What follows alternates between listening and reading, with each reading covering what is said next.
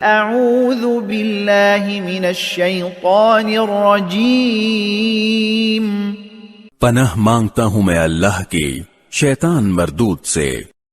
قل للمخلفین من الاعراب ستدعون الى قوم اولی بأس شدید تقاتلونهم او يسلمون فَإِن تُطِيعُوا يُؤْتِكُمُ اللَّهُ أَجْرًا حَسَنًا وَإِن تَتَوَلَّوْا كَمَا تَوَلَّيْتُم مِّن قَبْلُ يُعَذِّبْكُمْ عَذَابًا أَلِيمًا۔